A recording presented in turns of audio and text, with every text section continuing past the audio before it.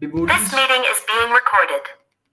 devotees can put it in chat to me personally if you have any questions, or maybe at the end you can unmute and also speak. So yes, thank you, Prabhuji. Thank you for giving your time. Hare Krishna. Hare Krishna.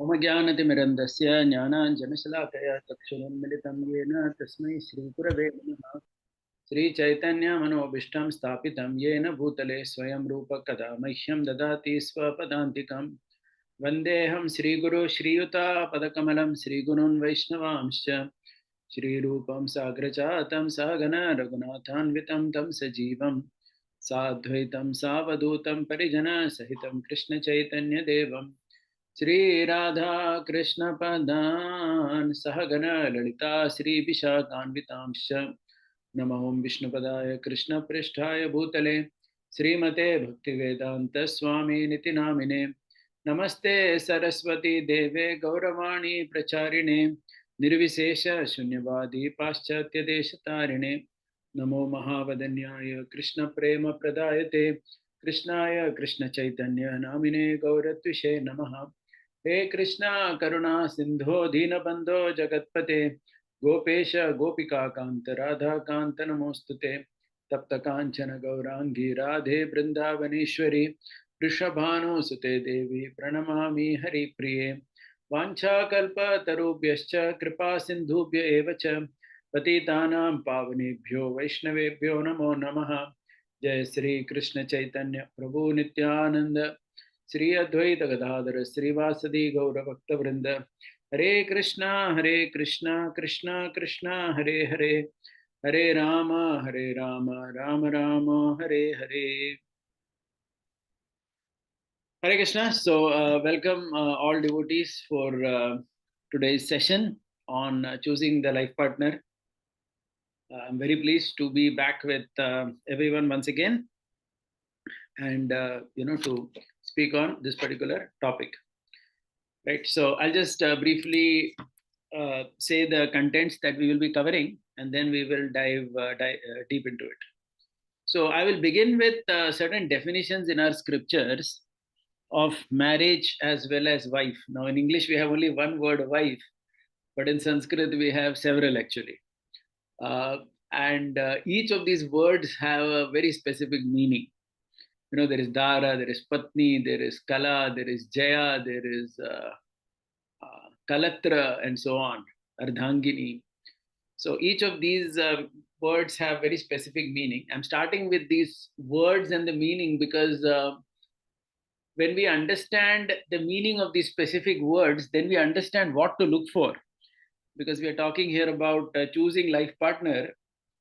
So when we understand what our scriptures say about a wife or a husband, then we will understand what is it that we are supposed to look for. So if you don't have knowledge only what to look for, then we may exactly not know how to look for a life partner. So that is why I thought we should begin with the Sanskrit words. That's why in our scriptures, these words are considered very important, right? Because these words have very, very specific meanings and they're very deep as well. So I'm going to start with that today because it's connected to the topic. The second thing, obviously, is the heart of the session today, where I'll be talking about various parameters to consider while choosing a spouse. Briefly, we will also touch on the importance of Jyotisha. And finally, we will come back to the ground and talk about, being realistic, making peace with whatever is possible. So theoretically, we could list out so many criterias or parameters that we need to look for when we get married. But then, depending on the circumstance, depending on what options we have, depending on our age, depending on our current situation, only certain things could be possible in it, right? So this is also very important. Mhm.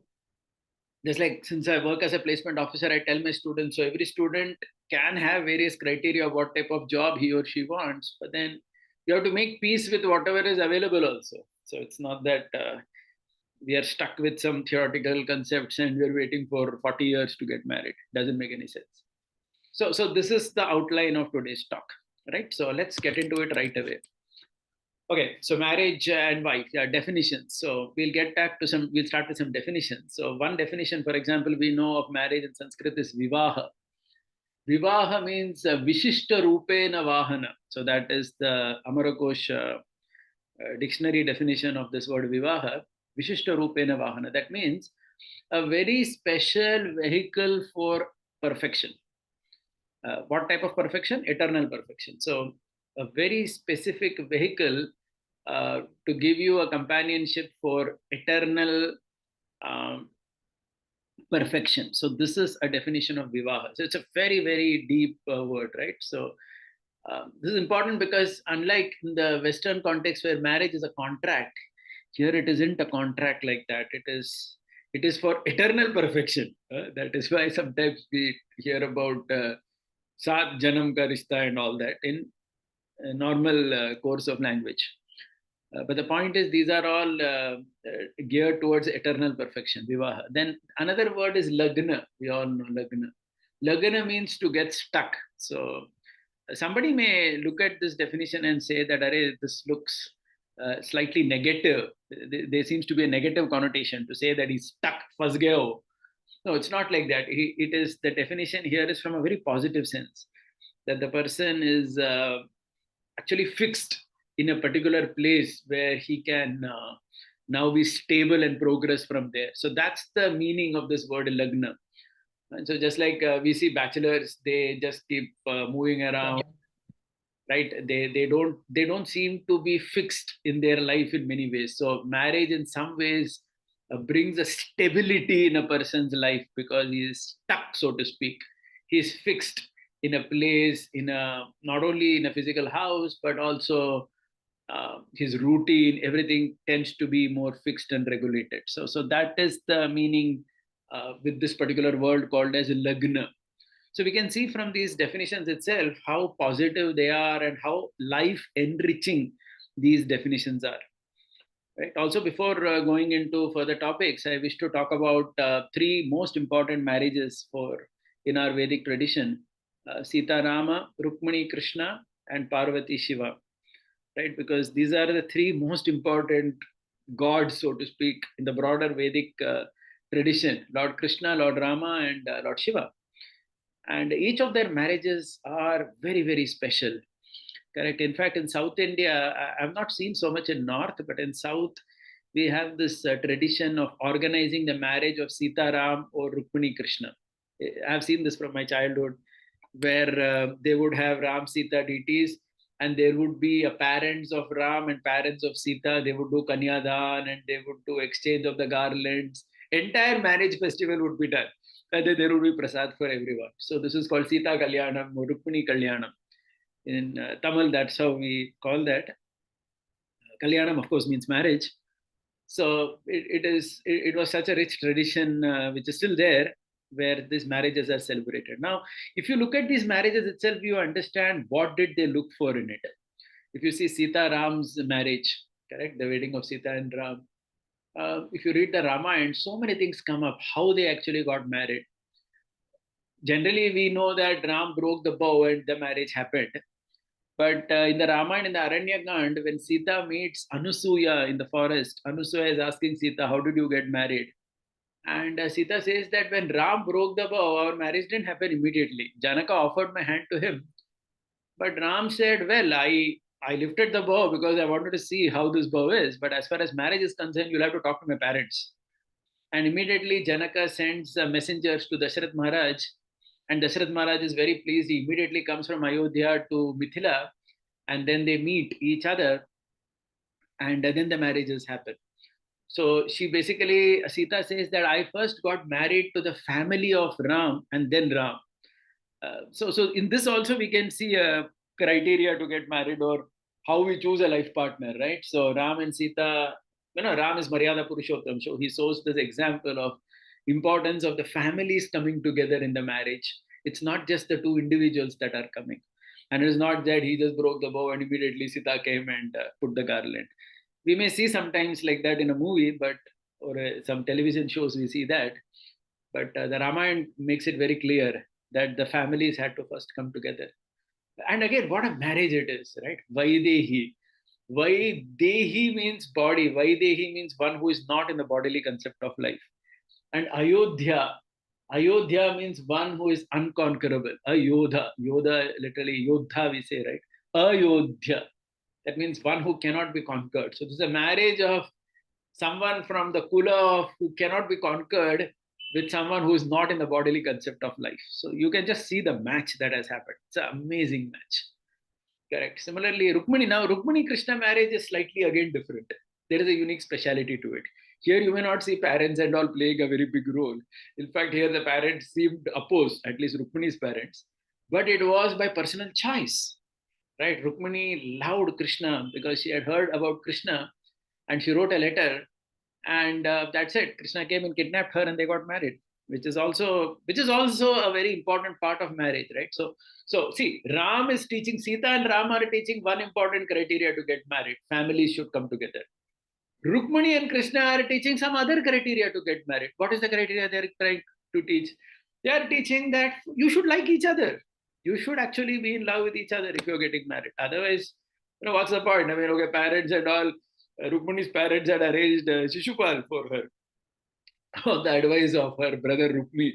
But Rukmini said, hey, what is this? I'm not interested in all this. And Krishna's parents, obviously, they were again not involved in this marriage per se. It was just Krishna's choice. So this is another criteria that we see. See, both of them are depicting different criteria. Now, if you come to Shiva Parvati, they depict another criteria to get married. You know what is that? In fact, among all these three marriages, you will be very surprised to know that the marriage we can learn is Shiva Parvati's marriage. One Acharya, he very nicely says, Sita Ram's marriage is Viyoga. Viyoga means too much separation. This is not something we can appreciate Sita Ram's marriage, but really we cannot live like this. All the time most of the time they were separated only, right? Only some 10 years they were in Ayodhya, then another 10 years in the forest, and they got separated. Then Ram wins Sita back, then again they get separated. So the Viyoga, their marriages. And Krishna's marriage is considered Ati Yoga. Why Ati Yoga? 16,000 marriages he had. Again, we obviously worship Krishna, we love Krishna's character, but then we cannot imitate that. We cannot marry, I mean, nobody can marry 16,000 wives and all that. So, Ati Yoga, it is too much. But Shiva Parvati's marriage, if you see, it's more grounded. It's more something that human beings can connect to. Again, you will see too much diversity between Shiva and Parvati. Parvati is very opulent. She has so many wonderful dresses and ornaments and everything. And Shiva is literally without much clothes and he's just wearing bhasma and snakes around his neck. Simple life, right? But still, they're doing well together. They're completely opposite in some ways, but still, they connect to each other very well. And very lovingly, they are with each other throughout. It is neither Ati Yoga nor Viyoga. And despite differences, they have learned to coexist. It's such a brilliant example for all of us. So this is something that we can learn from Shiva Parvati's marriage, that it's a good example for human society. Okay, so each of these three marriages have something to teach us, right? One is teaching us importance of families coming together before the marriage. One is teaching us the importance of actual love with each other before we get married. And the third is teaching that despite differences, you stay together lifelong and you neither are in separation nor you're doing too much of anything. Okay, so such a brilliant so these are our brilliant examples, right? This is why Ayodhya, Kashi and Mathura, these three are the most important places, they say, in our Bharatiya Sanskriti, because these three personalities, Rama, Sita Ram, Rukmini Krishna and Parvati and Shiva, they stand for these places. So this is where I wish to start from. Right, let's go now more ahead. So now I am going to take you to certain definitions of wife. Again, now see, the English language, it's kind of not this rich. So it has very few words. It has just one word, wife, or spouse, which is more gender neutral term. But in Sanskrit, there are so many terms for wife, and right, and each of it has its own meaning. Okay, so what we are going to do now is we are going to jump into Mahabharata. In the Mahabharata, Yudhishthir Maharaj meets the Yaksha in the forest. We know the story, right? Where this Yaksha is actually Yamaraj. I mean, I'll not go into that entire story, but the key part is that Yaksha is asking many questions. And to every question, Yudhishthir Maharaj answers perfectly. So it is called Yaksha Prashna. So Yaksha Prashna. In fact, Yaksha is asking about 121 questions to Yudhishthir Maharaj. And each of the questions are brilliantly answered by Maharaj Yudhishthir. Right? And later, of course, it is revealed the Yaksha is Yamaraj and so on. So there are at least, there are several questions related to wife. And I'm going to go into that. And in that also, we understand what to look for in a spouse. So, for example, the 33rd question in the series of 120 questions, Yaksha is asking Yudhishthir, who is the mitra of a man at home? So, I'm using mitra because that is a Sanskrit term used in the Mahabharata. In English, we will only call it friend. So, Yaksha is asking, who is the mitra of a man at home? Now, what is the meaning of the word mitra? Mitra means mitat trayate iti mitraha. Mitat means distressful situations. Mitat trayate iti mitraha means mitra is one who can help you in your distressful situations. And when Yudhishthir Maharaj hears this question, he immediately says that one's wife only is mitra. She is mitra. So from this we can understand who is the spouse that we are looking for. He or she is someone who is going to be with us in the time of distress, who's going to help us in the time of distress. This is a very important characteristic. So this is culture, right? So this is one thing we can understand. Another question Yaksha is asking Yudhishthir is, who is Sakha? God given Sakha to a person. Now, Sakha means what? Sakha, again in English, you have only one translation, it is friend. Samanyataha Sakha. So the definition of the word Sakha is one who shares your situations equally with you. That means your happiness and distress, that person shares with you is called your Sakha. So Yaksha is asking, who is God given Sakha? Who is that Sakha who has been given to you by God? And Yudhishthir again answers, it is one's married wife only who is Sakha. Because she shares our happiness and distress equally.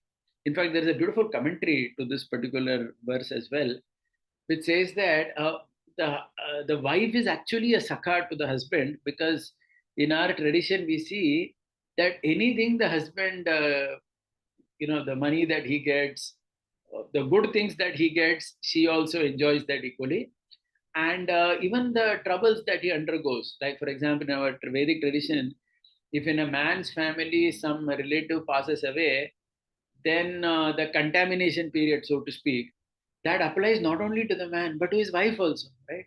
She's sharing that with you. So she's sharing your happiness also. She's equally sharing your distressful situations also. Okay, so this is how she actually becomes sakha to the husband.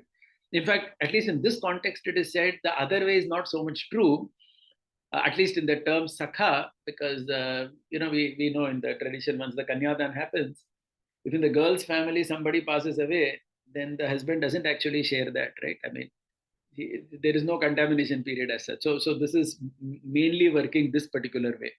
But the word mitra, it applies to both people very equally. Anyway, I'm not going into the technicalities too much, but these definitions, these teachers actually, what is it that we're looking for? There's another question which Yaksha is asking, which is one of my favorite, the 112th question in the Yaksha Prashna. Yaksha is asking, Dharma, Artha, Kama are mutually contradictory. How to reconcile? Such a beautiful question. Just think about it. Dharma, Artha, Kama are mutually contradictory, right? For example, if you want Artha or prosperity, sometimes it appears as if Dharma has to be compromised in order to achieve a lot of prosperity. And if you want to enjoy Kama, then it appears as if Artha also goes away, because we want to enjoy, then your prosperity dwindles.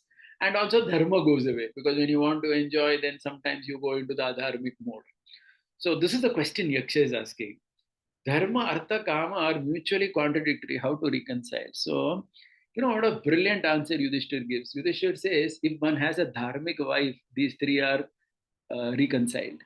Because if one has a dharmic wife, he says, then the dharmic wife who is there, in her connection, you will have Kama as well. But that Kama does not destroy Dharma. And because she's a dharmic patni, I'll come to the definitions of patni, etc. But because she is dharmic, she will ensure that the artha is also used ultimately in connection with paramartha only. In this way, Yudhishthira doesn't give this explanation. He just says one line, but these are commentaries of acharyas who basically say that, see, if you have a dharmic wife, then these are reconciled. Okay.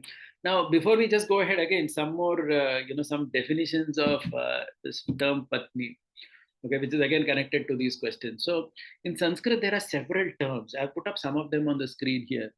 There is masculine, there is feminine, there is neuter. In masculine, the wife is called dhara. Dhara, this word in Bhagavatam also you will sometimes see dhara. Dhara is a word used in plural.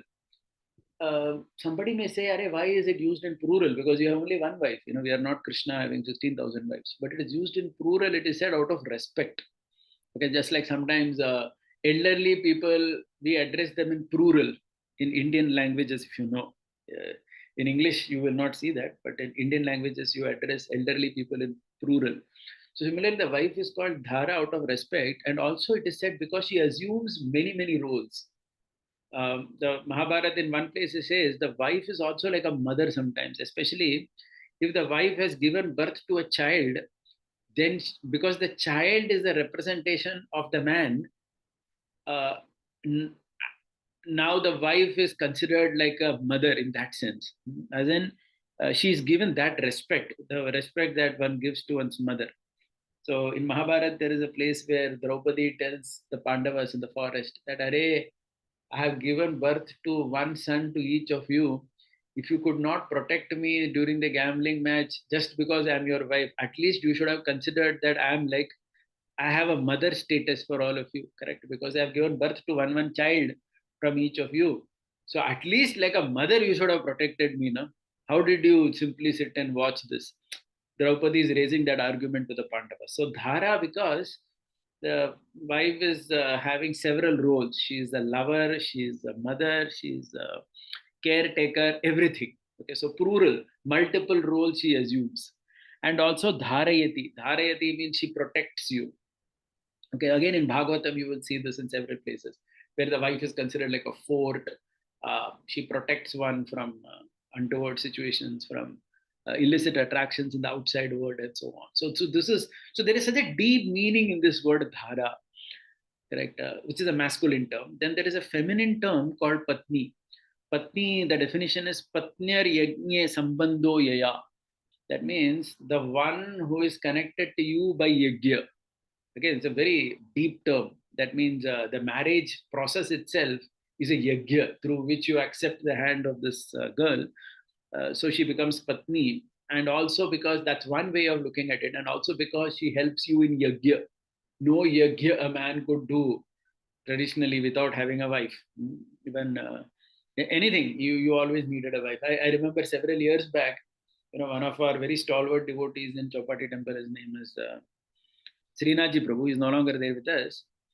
But once it is said that he was sitting in Radhanath Maharaj's room and Radhanath Maharaj asked him that I wish to have some program in your house on this particular day. I want to bring somebody. Is it possible? So what he did immediately from Maharaj's room, he phoned his wife and asked, Maithili Priyamataji, can we have this program? Maharaj is asking. Obviously, she said yes. But Maharaj appreciated that very much. That, hey, look at this man. Right? He's such a big person. But when I have asked him something, he immediately asks his wife first that can we have the program? And only when she says we can, he's confirming to me. Just because I'm the guru, he's just not saying yes, yes, no matter what we will. He basically asked his wife's convenience, whether it is convenient on that day for her to host this program or whatever. Because Patni is connected to Yajna, Dhana, Tapa. Anything like that, if you have to do, then you need her. Without her, you cannot do. You see in the Ramayana also, even though Sita was banished to the forest, Sita was with Valmiki's ashram. When Ram had to do any Ashwamedh Yajna, a golden deity of Sita had to be kept besides him. Because without her, you cannot do anything. So Patni, connected to Yajna. Then she is also a neuter term that is Kalatram. So there is the word Kalatram. I have written Kalatra here, but actually it is Kalatram. Kalam Trayate iti Kalatram. Kalam means your it's coming from Kula. That means she is the one who protects your dynasty, your family. Okay, so that is how Kalatram comes. Okay, this role also she has. She is She protects your dynasty, your lineage, everything. She is the one who's protecting. Okay. Then she's also called as, so these is, so you just try to see, from each of these terms we can understand what role she plays, and from this we can have an understanding what we are actually looking for. Otherwise, it's not just some, not just physical attraction, but it is so much more. It is such a huge package that is coming, right? Then look at this other term in Sanskrit for the wife called Ardhangini. It's again a brilliant term. Uh, in Sanskrit, there are two terms for decimal, like zero point 0.5 we say, na? There is Ardham and uh, so there are two terms. So this is actually explained by Aryabhatta that one of the terms, Ardham, it it rounds to the next decimal. Like for example, 0.48 becomes 0.5 in mathematics, right? That is called Ardham. Okay, but Ardhangini, this word that comes from another term, Ardhan, which means truncating the decimal, like 0.52 becomes 0.5. I'm sure all of you know some basic math, know that 0.48 also becomes 0.5, but 0.52 also becomes 0.5. So Ardhangini comes from a root word where it is 0.52 becoming 0.5. That's why this whole English term better half comes from, because the wife is representing something more than 0.5 in your life. So the English term better half, which we generally use for wife, this is not unique. It's not actually coming from English language. Originally it comes from the Sanskrit term. Similarly, there are so many other terms also. She's also called samsara. Samsara, samsara means the material existence. This again, simply straight to understand, it can be seen in a positive, in a negative connotation also. For someone who is not properly directed to dharmic life, she may become an entangling feature in the material existence, which we see that in our scriptures. But if someone is rightly oriented in dharma, she can actually help you navigate through samsara well. So it just depends on how you look at it. Okay, so these are various terms in our scriptures which talk about wives and even about husband. Though since we did Nityanand Sabha, and I presume that primarily there are boys over here, I spoke more from the terminology of wife. Even for pati, the word pati in Sanskrit comes from patya. That means one who protects. That means one who can protect financially, one who can protect emotionally, one who can protect physically, one who can protect mentally, right? So spiritually. So all this. So protection, patya.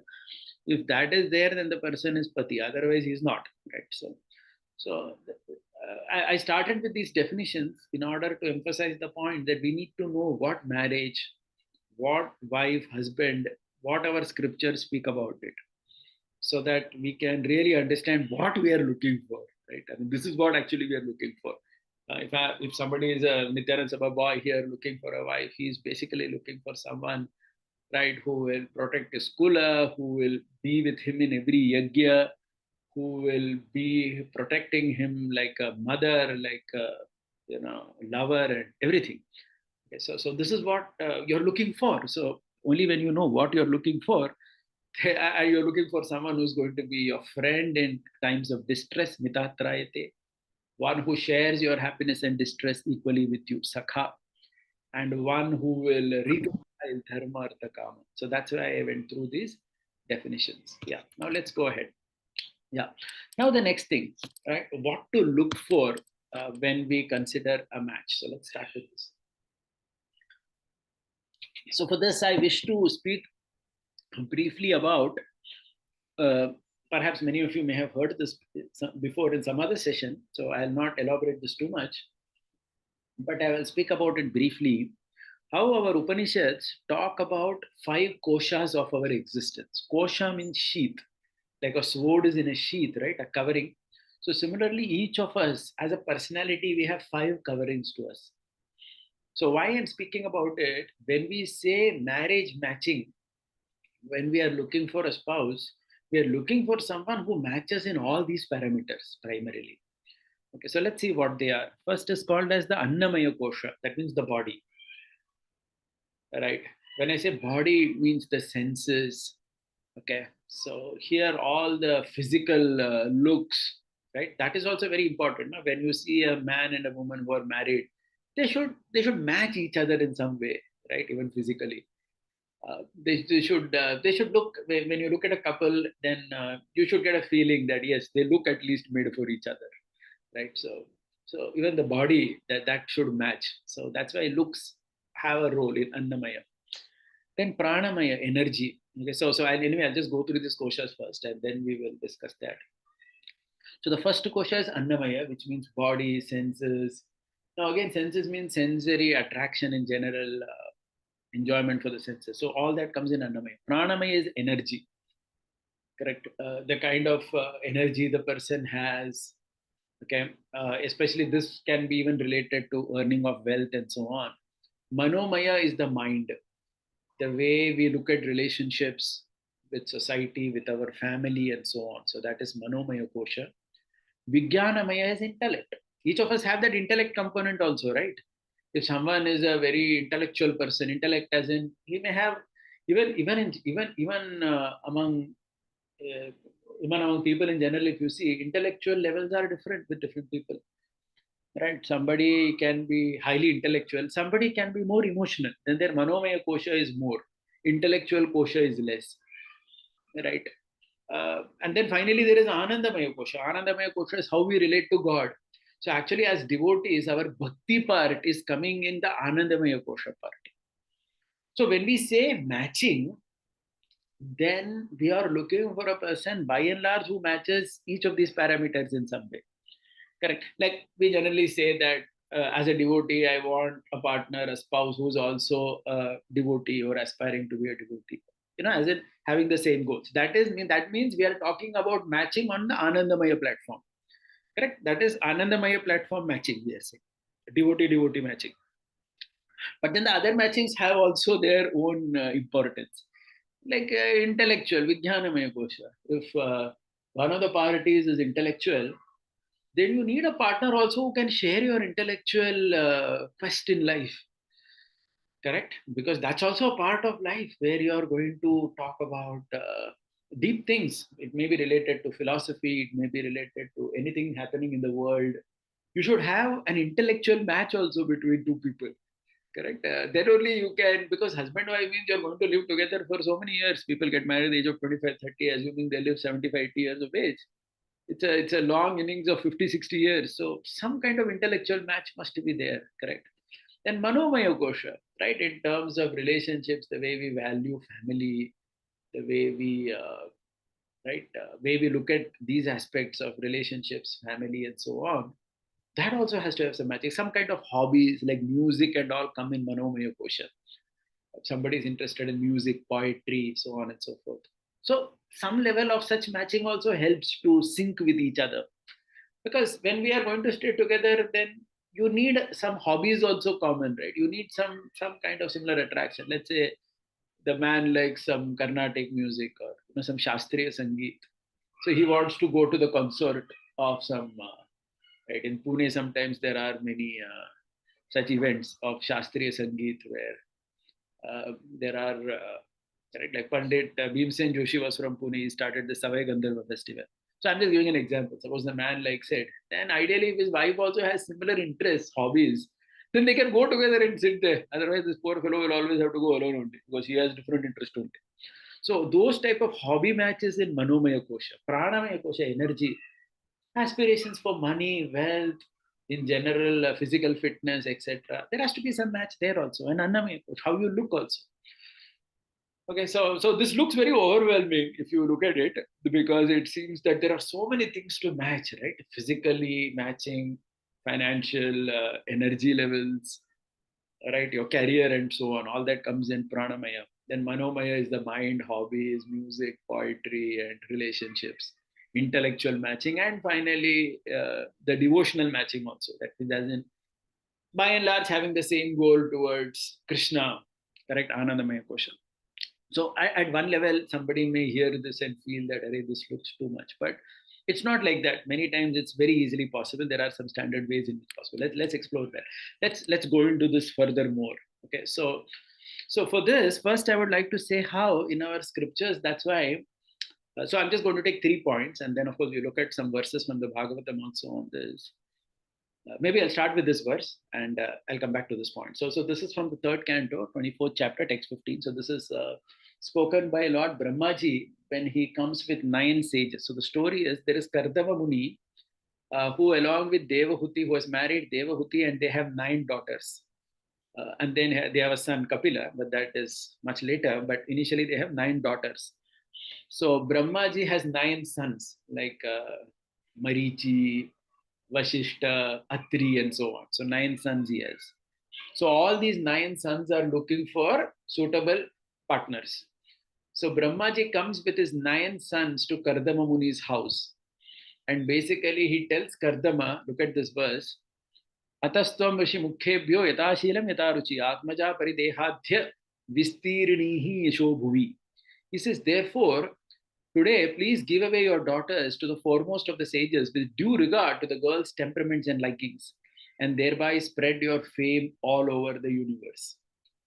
It's a very interesting verse if you think about it, because generally, when you look at the painting, you will see Brahmaji coming with 9 sages. All sages are looking similar only externally, right? They're skinny people and having a long beard, some jata, right? Wearing some mala in their hand. So, like that, 9 sages come. And there are these 9 beautiful daughters of Kartama. Somebody may say, you can just match. Anyway, you match, what difference it's going to make? All these are sages. All these are girls here who are also, and these girls are also not some ordinary girls. They are born to Kartama Muni, who is also a great rishi only.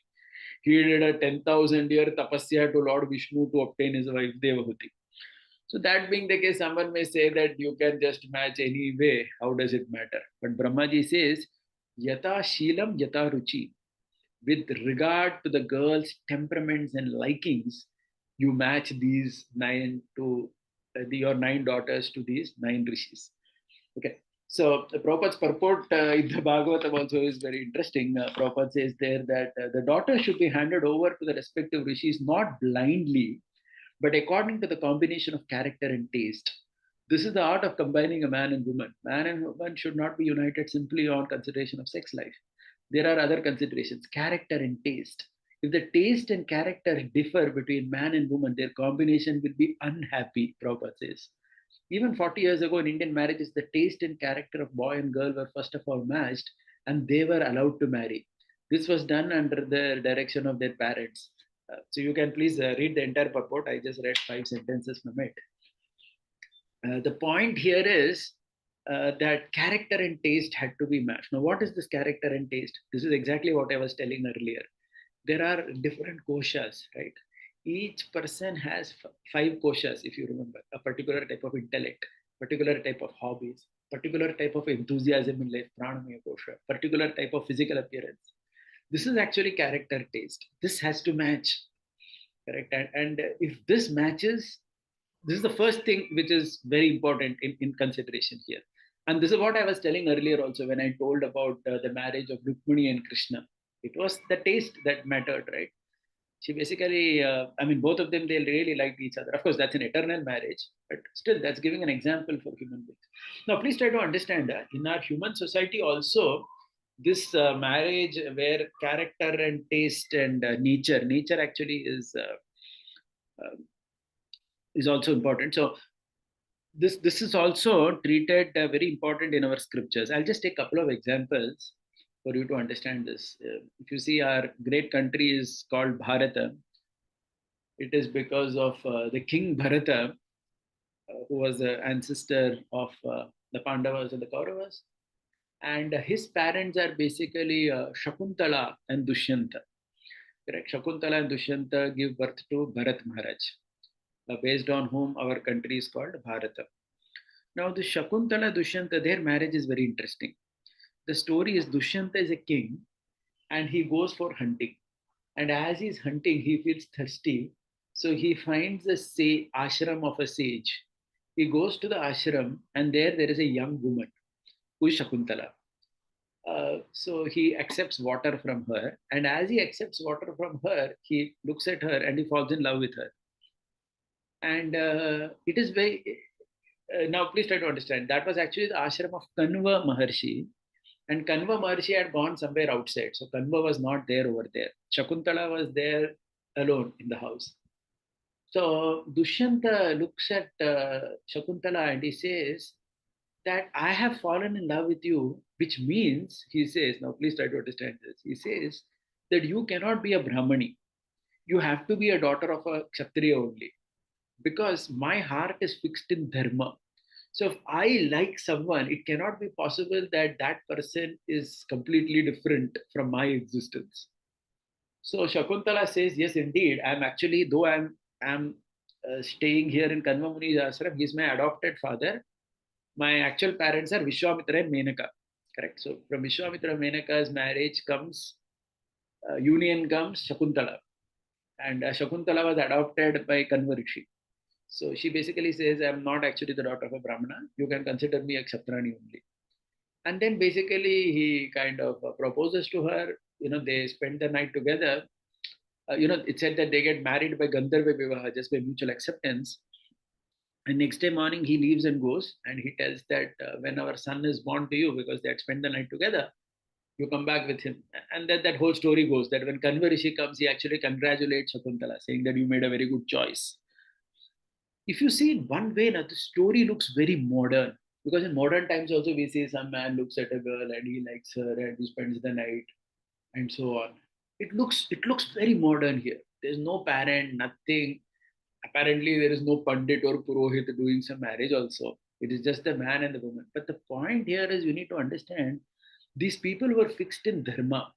That is why they had such clarity about their character, nature, and taste. So in modern times, what can happen is we cannot just blindly imitate these people, because we may fall in love with someone just because they are externally sexually appealing or whatever, and we may do something like that. But it doesn't really necessarily mean that they have to be a perfect match for you in that sense. So it may be, it may not be, but please try to understand the point I'm saying. The importance of character and taste here, right? Character, nature, and taste. Okay, they both just sync with each other immediately at first look. And well, that's it. They spend the night, and then next day when Kanva comes, he congratulates. And later, the whole story we know that Shakuntala goes back. Initially, there is some drama, but Dushyanta accepts her, and then that son Bharata becomes Bharat Maharaj, correct, great king later. So this is character and taste. So this is considered a very important parameter: character, nature, and taste. There has to be that sync. And if you ask me how character, nature, and taste should align, then these are the five koshas. This is my answer. They should align like this. All these things should align. Then character and taste has aligned. The body has to align. That's why, please try to understand. That is why people would marry in the similar jati also. Because this jati or varna which is there, this generally gave an indication of similarity in these koshas. Like if you see a Brahmana man and a Brahmana woman, generally they will have similar in these, their intellect will be similar. Like we see that in our scriptures, there is Gargi, or there are all these ladies also who are philosophically as astute as their husbands. Correct? They're asking so many questions, and Maitreyi, Gargi. You see examples like this in our scriptures. Right? So somebody is of a Brahmana Varna, similarly Kshatriya. If somebody is Kshatriya Varna, then again the man and the woman, their five koshas also by and large tend to match. Okay, so this jati also ensured the match of these koshas in general. Okay, so this is how, but then in that also there were some fine tunings. It's not that any kshatriya could be married to any other kshatriya. In that also there were fine tunings, right? Like going back to the example of the nine sons of Brahma. The nine sons of Brahma were all sons of Brahma. They were Brahmanas, and the daughters of Kardama Muni were also primarily Brahminical only in their entire upbringing and everything. Correct. But again, so it's not that just because they're Brahman, you can just marry like that. In that also there are some fine tunings in terms of their likings and their natures, etc. So Varna gave a broad indication that okay, koshas will match. If the Varna doesn't match, then again the koshas are very much different. Correct. Like for example, if the one party is very Brahminical and other party is mercantile, Vaishya oriented, then their intellect will be very different. The Brahmana will be primarily trying to use the intellect for appreciating nuances in philosophy, etc. Whereas the Vaishya also has intellect, but that intellect is how to make more money by business, which is also very important in dharma. Okay, so then that match again doesn't be so good, right? Because it's slightly different, the way you're looking at life. So the koshas provided a primary framework for character and taste. That is why varna jati is the parameter in matching. But besides that, there are fine tuning in that also, right? Whether it can go well with each other. So these were considerations in a marriage, and then finally Anandamay Kosha also. Right? And this is not just one story. You have so many stories in the scripture. Just I'll take another example: the marriage of Satyavan Savitri. Again, a very very bold and modern outlook to marriage. The story is that Savitri is a grown-up lady, grown-up girl, and her father is worried that she's not yet married. So what he does is he tells Savitri that I will give you a small army for your protection. You travel all around Bharata Bhumi and find some man who is suitable to you and come and tell me. I'll arrange the marriage. Can you imagine the confidence he had in his daughter? He knew that she will find a good match. Because, see, when you have the right kind of investment in your life of dharma, then you can be confident that your choice will not violate dharma. So Savitri's father is very confident that if I send my girl across India, Bharata, she will travel, and just for her protection, one small army was given. That's all. The army was not to supervise her or something. See, that's the confidence he had in the girl. And the girl was also bold enough. She actually went. And the story is she went all over Bharata Bhumi and came back and said that I have fallen in love with Satyavan. Please arrange my wedding. And of course, Narad Muni comes and says, Arey, that Satyavan will die in 1 year according to his horoscope or whatever. But then there is a whole story how that Savitri is a chaste woman and she, by her tapasya, she changes the karma and ensures that Satyavan stays with her forever and so on. Ever as in 300 years life, whatever. So that's a different story. But what you see again there is the matching. Correct. The matching of Satyavan Savitri was done according to character taste. Correct. And this character taste, one way you understand character taste is by this parameter called as Varna. Okay, so Varna is literally color, Jati is group. So now see what has happened in India today due to too much of urbanization and due to breakdown of joint families. A lot of this is destroyed, but again, it's not that it is completely destroyed also. As in, even today, if you see different people from different jati background, unka rehen sehen, khana pina, their styles, their general intellectual quest in life, they tend to be similar. Okay, so this also acts as one parameter. That's why caste. Of course, see, we use the word caste nowadays, but that's a more that has a slightly different connotation. I'm not going into that. But this word like jati is grouping actually. Varna is color. So based on these, why marriages were done? Because they ensured some match in character, taste, and nature. Correct. And so, though I'm saying both things, though it is true that in India today, due to urbanization and due to breakage of joint family, these two main reasons, a lot of it is destroyed, but it is not completely destroyed as well. Like Prabhupada would always say, the elephant, even if it is dead, it is still very valuable. Okay, so similarly, the Indian Varnashram system in general, by and large, it looks to be dead in many ways due to all these other reasons I said, but still it has some value in it. So you will see even today. That's why marriages, when they are done in similar Varna Jati, sometimes they help actually because these type of quests in life tend to be similar. Correct, in Kshatriya families, in Vaishya families, in some Shudra families, Brahmana families, they tend to be very similar. The way you look at life. Again, going back because we said marriages between families, like in Sita and Ram, this sometimes helps. But of course, yes, the devotional viewpoint is already covered. I told you that in the Anandamaya Kosha, because matching between Anandamaya Kosha means you have similar aspirations. So sometimes somebody may feel that okay, if the Anandamaya Kosha matches, then rest everything can be managed. I would say it is true and also not true in some ways. It is true in a sense that yes, at least the most important thing you may say Anandamaya Kosha, the the aspect of being a devotee of Krishna has matched. So that is at least good. So that is some starting point. But then in life, what happens is, in normal family life, there are so many other, when you live with someone for so many years, you don't live with just with a person, you connect with all aspects of life, earning money, hobbies, connecting to family members, having children, value system. So many of these things come from our varna background, actually jati background. That is why that match also helps. So I will say that if people can get married in their similar jati varna and keeping the devotional thing also, giving its importance to it, that is the best if you can do both, because they have different purposes. I think I've highlighted that enough with all the examples that we discussed. Then the third thing parameter to consider, which I have written down here, is called as karma. Okay, just one more thing I'll say. There's a very beautiful sentence I came across once. It says that, when Prabhupada disciple said this point, when two people have enough in common to connect with and understand each other, and enough that is different to attract and complement each other, they are said to be compatible. It's a definition of the word compatible. I'm reading it again. When two people have enough in common to connect with and understand each other. Okay, so you should have something in common also with a partner to connect and understand each other. And also there is some difference to attract and complement each other. Okay, because there will be some things that I may not be able to do. Maybe let's say someone is not able to give a good talk or things like that. Maybe the spouse has that ability that becomes attractive to you. Okay, I may not be able to do it, but that person can do.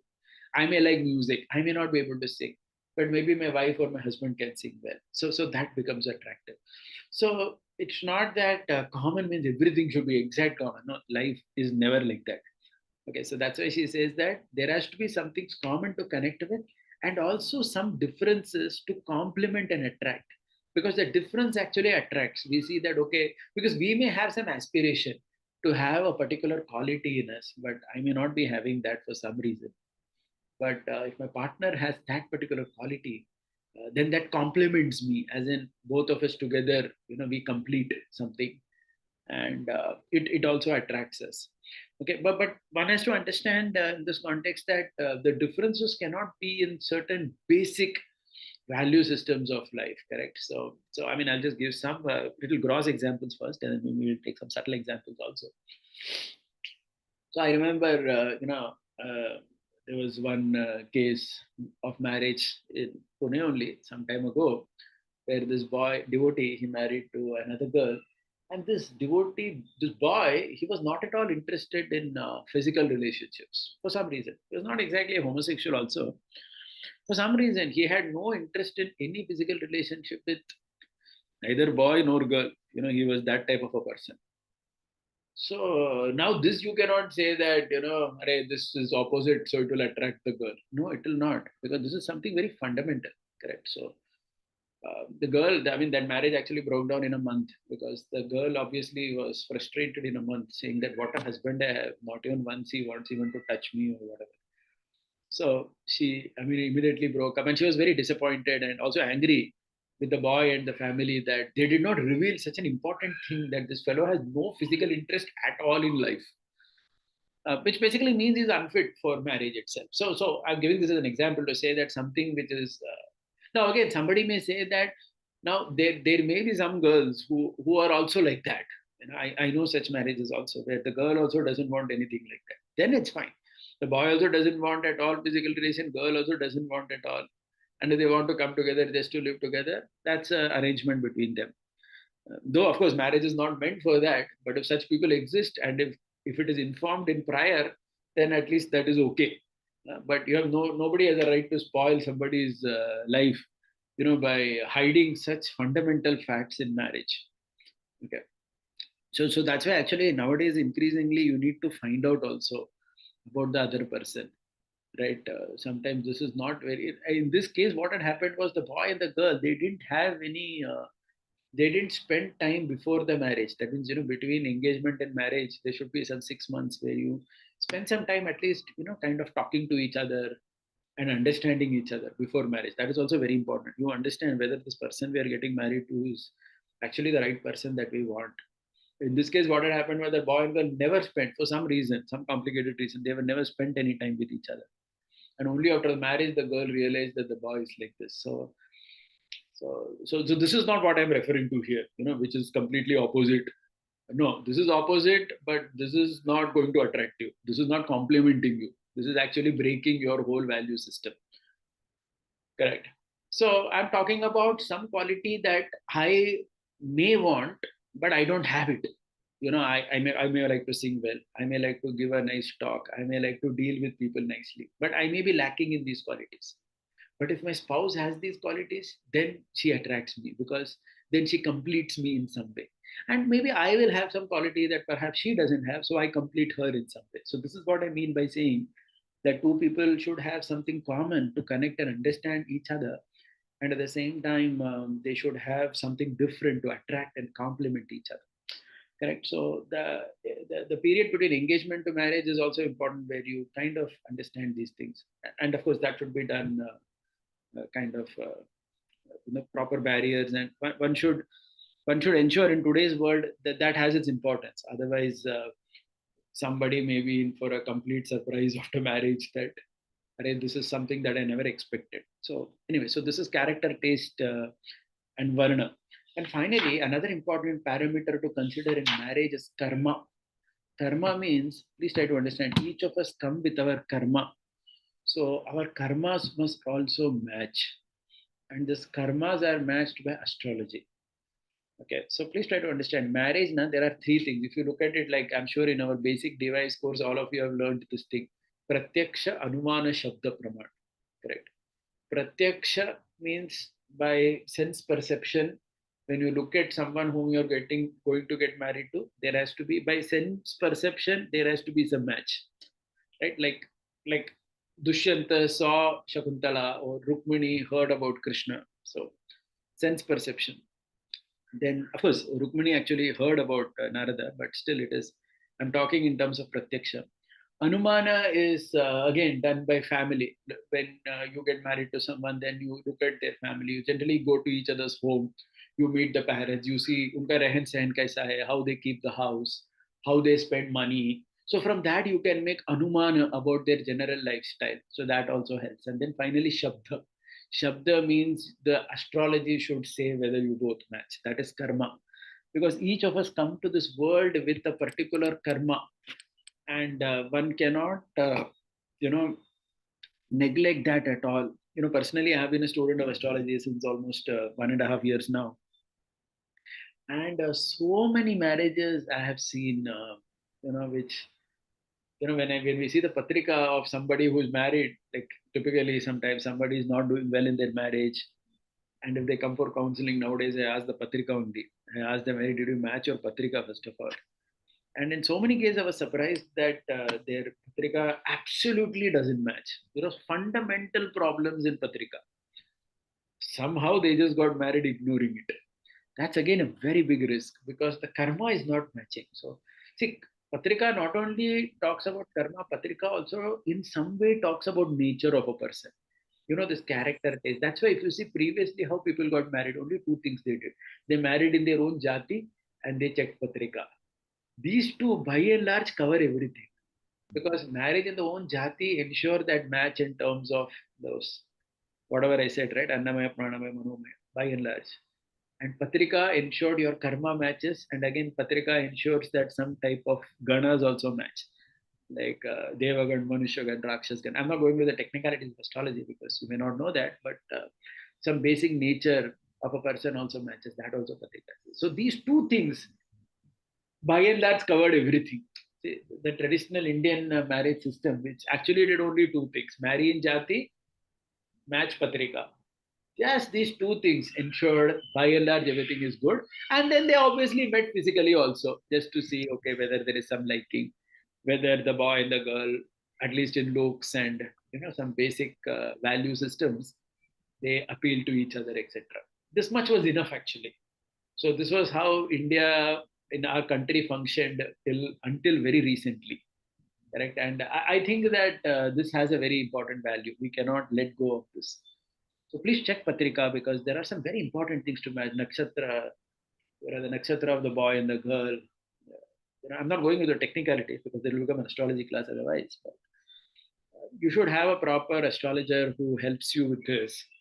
The Rashi, Lagna, Shashtashtamam, they should be six. So they should not be at 6-8 position, and in conflicting planets like Surya, Shani, etc. Dasha Sandhi. That means, we have all of us have in our life something called dasha. Like किसी का शनि दशा चल रहा है, किसी का गुरु दशा चल रहा है. So astrology says that you should, so that means when you match the boy and the girl, they should not have the same dasha at same time in life. That means किसी का 7.5 चल रहा है और दूसरे का भी 7.5 उसी टाइम चल रहा है, right? Shani dasha or whatever, it's going at the same time. Shukra dasha, and here let us say Guru dasha is going on. Now in astrology, Guru and Shukra are enemies because one is the Guru of Guru is Brihaspati. He is the Guru of the Devatas, and Shukracharya is the Guru of the Asuras. So if their dasha comes at the same time in life for us, sometimes Sandhi means matching, then it is guaranteed that there will be problem by and large, unless some exceptions hold. So of course, all of these things have some exceptions also. So that's why you cannot just match on the computer or something. You need to go to some person who has some decent knowledge of Jyotisha and who can match and help you and understand. Array, this matches. Okay, please go ahead. That green signal you need, without which this becomes very dangerous. Okay, so now I'm just coming to the conclusion and also summarize whatever we did. Okay, so I'll just summarize the first 3 points that I spoke, then I'll speak the last point and then take questions. The first point I started with about marriage and wife. I said marriage as Vivaha Lagna. I spoke about their meanings. I spoke about 3 important marriages: Sita Ram, which shows family importance; Rukmini Krishna, which shows individual choice; Parvati Shiva, which shows how complementary they are, how different they are, but still how they stay together without Ati Yoga and Viyoga. Then I spoke about wife, the different names of wife in our Mahabharata. Correct? Yeah, from Yaksha Prashna, how she is a mitra, mitatrayate iti mitraha. In times of distress, the person who is with us, samanataka sakha. That means one who is equal in happiness and distress with us, who is a sakha to us. Then I spoke about different terms like dhara, about patni, about kalatra, ardhangini, so many. We considered all that. Correct? Why I spoke about this to tell you that this is what we are actually looking for. Patni means, for example, someone who is with us during yajna. Correct. So from this we understand. Then parameters to choose. I spoke about the pancha kosha, how there has to be matching at different levels. Then we spoke about how Brahma gets his 9 sons to Kartama Muni and how they get married to each other. Then I gave some other examples from the Mahabharata, like the parents of Bharata, Dushyanta, Shakuntala, or Satyavan, Savitri, etc., which told us about character and taste matching. Then I spoke about Varna and its impact, and I also spoke about Jyotisha and Karma. Finally, the last point I would like to speak is about being realistic. See, there are so many things in life which must match, then we are considered a good match. But in reality, everything perhaps may not be true. Correct? It will be very difficult. I mean, if somebody actually finds a partner like that, then that is great, where they match with each other in all parameters, in terms of looks, in terms of hobbies, intellectual pursuits. If that matching is there, it's really fantastic. It's great. Correct? They can spend their time together as husband and wife very nicely throughout their life. But in the real world, it doesn't become possible that we get everything in life, right? So that's why you look for, okay, you see what are the most important crucial things. Prabhuji, can you unmute yourself? Got muted. Sorry. Was I muted all the time? I hope not. No. Just now. I just happened now. Yeah, okay. So I'm just saying that we have to be realistic also, and we have to make peace with whatever Deva has ordained us.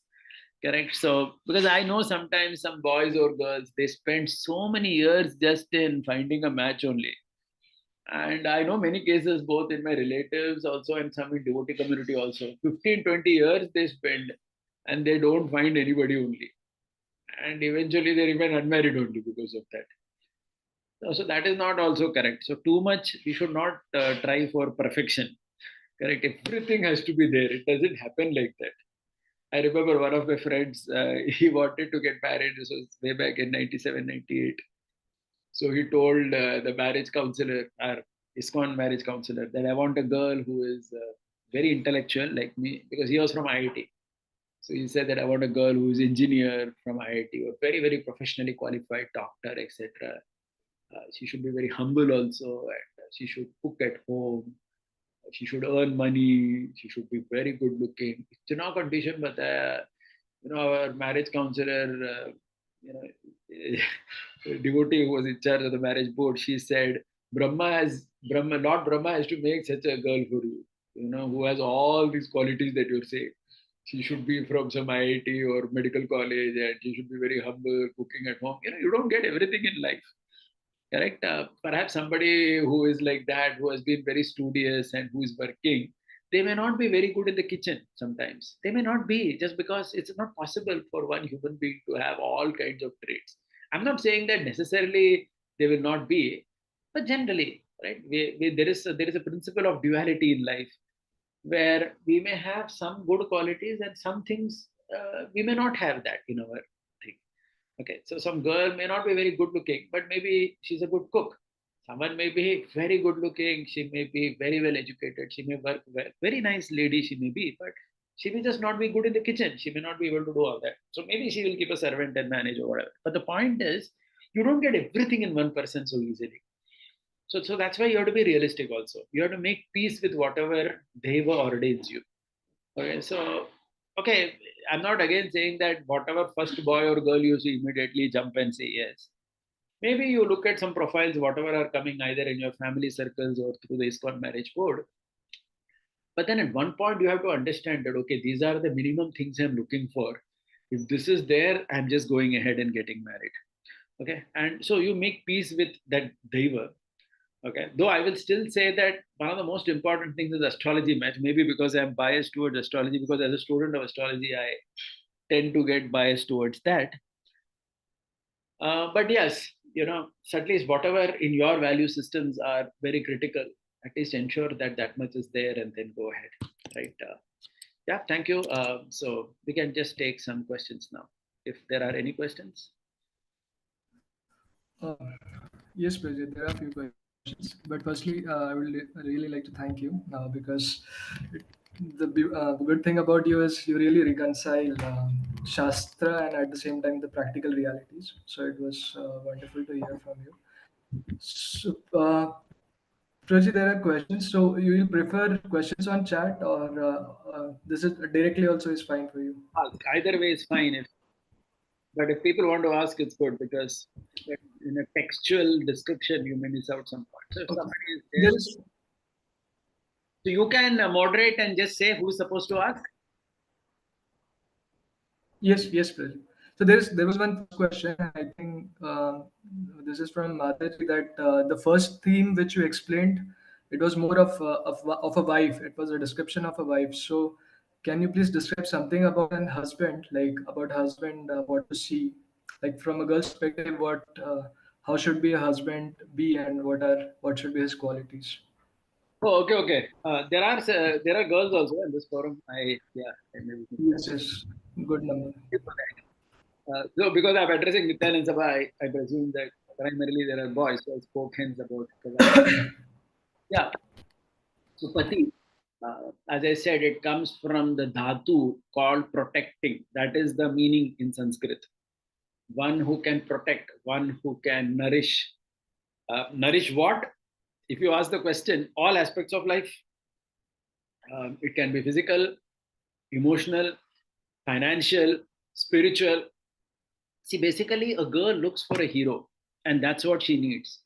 If you see, even some Karmi novel like Mills and Boons or something, you will see always a girl is looking for a hero who swept her off her feet. You may have heard this saying in English, right? She's looking for a hero. She's looking generally for someone she can look up to as an example, at least, if not in everything, at least in some aspect of life. That's why our Shastra generally says a girl should be married to someone who is superior to her. Okay, in age, in wealth, in looks, in every aspect. This meeting is being recorded. Can you unmute, Prabhuji? Sorry. I just lost my internet for a minute. No problem. Yeah, yeah. So I was saying that a girl generally looks for someone who is superior to her, whom she can look up as a hero, at least in some aspect of life, if not all. See, ideally it should be all. Like if you see Sita getting married to Ram, or you see Rukmini married to Krishna, or any of these examples, Parvati getting married to Shiva, right? They always look for someone who is superior, who is having some attractive feature. Okay, at least that means attraction, as in who has something that she's looking up to, so that he can provide her with that. Does that make sense? Yeah. So that is actually connected to that word pati also. I said pati, right? Pati comes from this term called maintaining. Pati. Yeah. So it comes from that. Does that make sense? Yes, Prabhuji. Ambi, can you ask a question? Ambi. And just regulate who will ask. Uh, Yes. Hare Krishna, Prabhuji. I just texted you personally. What happened is that because I got exited Uh, from the meeting, I think Okay, I have a question. I have her question. As an astrologer, 32.5 guna was matching, but in courtship period, realized basic understanding not matching. What should we consider? And if both are Krishna conscious, both are in Krishna consciousness, so Kundli can be. I think this question is little incomplete. So, understood. Yeah. See, yes, yes. both are Krishna conscious. First of all, Kundali cannot be bypassed. See, because I have a very strong perspective in it that karma is very strong. Karma, our own karma, our own nature is very, very strong. It doesn't allow us to escape from that reality so easily, also. It will push us to act and do things in certain ways. So, see, if one is truly transcendental, I know karma will not work. But the fact is that we are not transcendental. We are limited by our own, what shall I say, we have our own limitations.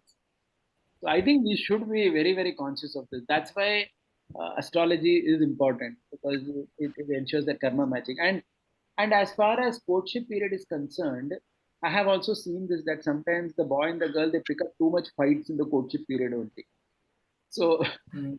too much familiarity also shouldn't be there. There has to be some respect.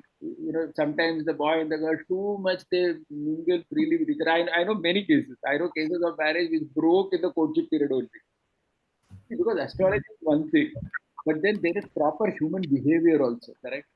So sometimes people, so see, that's right. You cannot put everything on one basket. If astrology matches, then nothing you have to do, and automatically your marriage will work. I will not say that, because your prayasa also should be correct. Now, see, basically, please remember, Gita works on 2 points. One is Purushartha, one is Daiva. Daiva is your astrology, your karma. Purushartha is your effort. You cannot forget either of it. You cannot say, because my Purushartha is very strong, Daiva doesn't matter.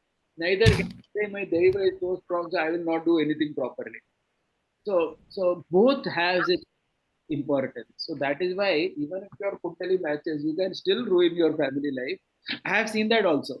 Recently, I saw one marriage. That marriage match is not so bad, but they're actually doing very bad in life, and that is because of certain behavioral issues with the man and woman. So it's not like that. So you cannot just take one thing in life. You get my point, no? Both have its importance. How you behave with each other also is very important. So that is the answer to that. Yeah. Any other question? Okay. Madhumangal Kanai Mataji. Hare Krishna, I am Uttamangi Intellectual Divitashi. Hare Krishna Prabhu. Am I audible? Yeah, yeah. Yes, sir. Today accept my humble obeisances. I am from Bangladesh. So thank you so much, and I am feeling very blessed by attending in this session. So my question is, we have learned about several terms of wife as Patni, Mitra, Sakha. And But I think Prabhuji, you will have to get closer to your mic. It's not so. Actually, she is not audible. Her Yes. audio has to be rectified. I'm unable. There's too much. Maybe you can type and send Mataji. So Hare Krishna. Prabhu, am I audible now? Yes, yes, please go ahead.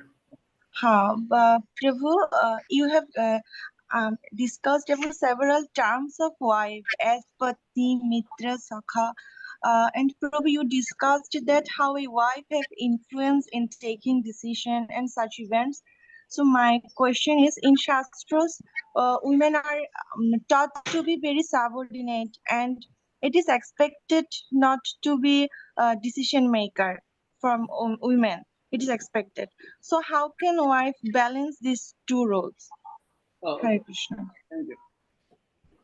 Okay. See, uh, I would say that sometimes we have a. Okay, let's go back to Shastra only. If you go back to Shastra, you will see several examples where wife and husband have a very good conversation, also dialogue. This idea that she is subservient, as in she has no say in decisions, that's not so correct. Also, it's not absolutely correct. I'll tell you. If you see the Mahabharata, for example, Draupadi, she fires her husband on several occasions. She chastises them, saying that all of you are useless. Or she chastises Yudhishthir Maharaj like anything after that gambling incident, saying what nonsense you did. I mean, literally fires him left, right, and center. So it's not like that. Even Sita, if you see in the Ramayana, on several occasions it will happen. When Ram is about to go to the forest initially, she's initially saying, I'll not take you. Oh my God, she calls him a eunuch. She says that तू तो मर्द ही नहीं है actually. पता नहीं किसके साथ मेरा पिताजी ने विवाह किया मेरा. I mean, very strong language she uses, and she ensures that her say is taken into consideration. And Ram finally agrees. He says, okay, okay, you want to come, they'll come. I will not say too much now. And you see that in the forest also in the Aranya Kanda. So this whole, see, at some level we have to understand this man and woman are at equal level also in our scripture. And you will see that it's not one or two examples. In the Upanishads, there are examples of husband wife sitting and discussing Shastra. You will see Shiva Parvati. So many places there is dialogue between Shiva and Parvati in the scripture. Okay, so this idea of subservience, see, it's culturally like that. It is culturally like that, but in the private space, it is not like that. Culturally like that means generally, in a public setting, it is kind of maybe culturally expected to see the man taking an upper hand in certain decision making, etc. But in their private space, as a husband and wife, they are equal only. It is never like that. That in the private space, see, because how can that happen like that? Right? It just doesn't make any sense. As a human being, everybody needs their space. Or if nothing, at least this much you have to accept that the man may have his own circle where he takes decisions, and the woman may have her circle where she takes decisions. I mean, just to give a simple example, maybe that sounds a little gender specific, but I'll give that nevertheless. Like where to invest money, where to how to build one's property, etc. Maybe the man may take like that decision prominently. Of course, if the wife is having that very good Vaishya tendency and she can give good advice, why not? But I'm just giving an example. And in terms of maybe how to deal with the children, how to, what items to cook, what should be purchased, how the house should be decorated, correct? So that the woman must have the say in that. So my point is, in general, both the parties should have some say in some aspects of life, right? It cannot be that every decision is made by the man only and the woman is just like a slave nodding head to everything. It doesn't work actually. I mean, anybody will get frustrated. Like this in our Shastra also, there are no examples. Even if you go back to the marriage of Kardama Muni and Devahuti, initially Devahuti is married and she is apparently okay in the whatever humble setting. But eventually she says that, Arey, I am brought up in a palace. I want a good place. I want good facility. Like this, how long I will live? And then he also understands that I have married a princess, not some ordinary girl. She may be devotee, but she's princess devotee. Mahal mein paida hui ho. She's not someone who will live in a jhopdi on the bank of a river. But Kardama Muni is a big yogi. So with his yoga shakti, he creates a huge palace and they have a good time over there. So my point is, in all our Shastra, you will never see that the woman has no decision making in aspects of life, whether it is the house, whether it is how to live life, children, and so on. ऐसा कभी नहीं. Yeah. Right? Yeah. Thank you, Prabhuji. There are a couple of questions on astrology. One devotee is asking if, let's suppose, it is also said that if full patrika is matching, like all 36 gunas, then also it's not recommended by astrologer to go ahead. So how to understand, like what gunas or what number should be there for a good match? No, no, it And is one not more about question is, number. I have also seen where somebody has very high number matching. That number thing is there in a 36, 36. It may be 32, 33, but it is divorce. So some parameters. So I think that such questions, see, you will have to get into the detail of the two patrikas and say. For that, see, this is some knowledge where you will have to access a proper astrologer only and confirm that. I don't think this computer generated idea of matching the numbers and saying that more than 18 or more than 30 surely is good. It is not like that. There can be one parameter which is so critical that is causing a problem in this patrika. And it can be so terrible that just that one thing could devastate everything. And like that is there in astrology. I have seen that myself. So I don't think you can go with certain numbers like that. It's not, you can't make it so objective also. You will need a subjective teacher.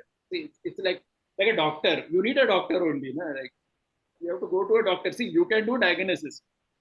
You may have X-ray or CT scan, whatever done, but the doctor has to see and interpret it and say how serious this is. So I think you need an astrologer who can tell you how serious this is. So look for someone who is educated in it. And there are many good people around. Yeah. yes. Nine bro, please ask. Rohit Prabhu, you can just guide. Hare Krishna, am I audible? Yeah. Yes, yes. Thank you so much, Prabhuji, for this wonderful session. Uh, uh, my question is, I'm having two questions. The very first question is, it is oftentimes heard that the husband is considered as good as a guru to wife to give directions, and also it is said that whatever spiritual credits that one is having is shared almost 50% with the wife. So she's responsible for all because being a guidance, being a guardian, and the one who gives directions, he is responsible for even the actions of a wife. So in case if there are some mistakes that are committed by wife, then it is the husband that also shares the reaction. But in case if husband himself does anything wrong, then wife is not responsible for that. And I also heard that if something good is done by wife, then only she gets the credit, and if husband does something good, then he has to share. So can you please shed some light on this?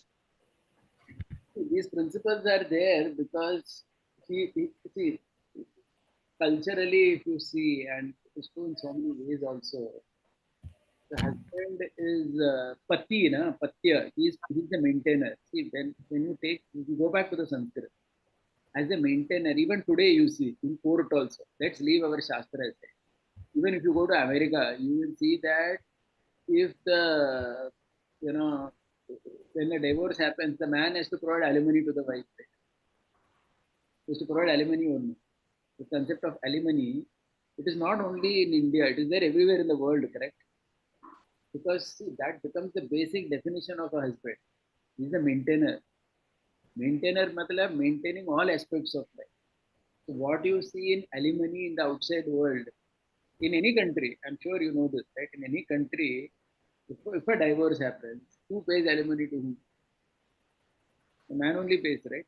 To the wife, by and large, everywhere. Because that is coming from that role of the maintainer of the husband. You cannot separate it from.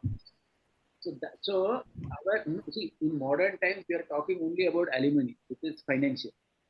But Shastras are talking overall, financial and even karmically.